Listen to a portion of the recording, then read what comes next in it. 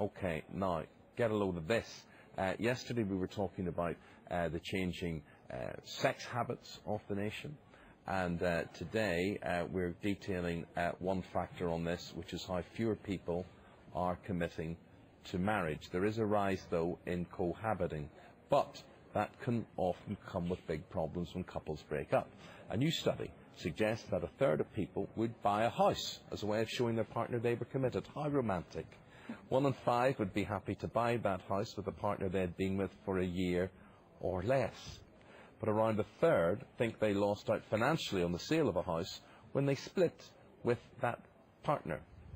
Helena Barnett Lonergan is with me now, and she has a story to tell, because Helena bought a house with her partner, and beside her's a lawyer, and that's Khalil Anwar. He's a family lawyer at Slater and Gordon. Very good to see you. Khalil, we'll come to you because you'll have the cautionary advice as regards all of this. How you wish, Helena, maybe you had have met him before you went into this, this situation. Okay, so it was all romantic and nice. Was it love at first sight? Yeah, kind of, yeah. And then it all went wrong. Yes. We obviously thought, well, I thought at the time that it would be a good idea to buy a house with somebody else. Obviously, salaries being what they are, you can't generally tend to buy a house on your own. And it's always a good investment too. Yeah. But so at this stage, I mean, if I could sort of take an agony uncle role, were you keener to get a house or a man? Which was more important to you? Or to get the man and be together? What was it? Was it the relationship more important or the house more important? It was the relationship, and then I think getting married wasn't so important as getting the house together. Got you, yeah. So, and yeah, in my mind at the time, that was the most important thing. We bought the house, and then unfortunately we then went on to split up. Yeah. Why wasn't it a simple matter then of dividing the assets? Because, well, I moved out of the property, he continued to live in the property, and I suggested that we should sell the property, but he wouldn't agree to that, basically. Okay, let's bring in the lawyer. This is a good time to call in the lawyer at this stage. So, Khalil, from the point of view, you often hear this, that Helena, her and this guy were living together. Does that not make her a common law wife? And does a common law wife then not have rights? Not at all, no. I mean, it's a complete misconception. There is no such thing as common law spouse.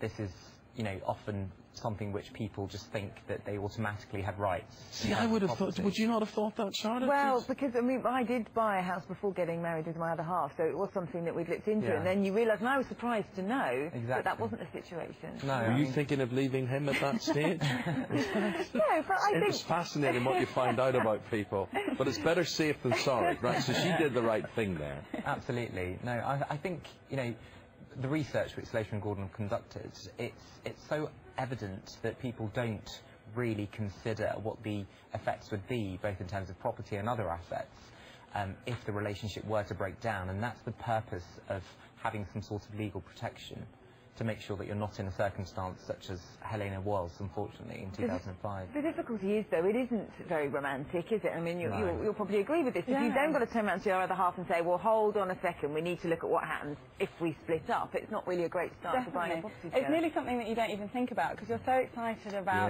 getting your deposit together and buying a house together in your future.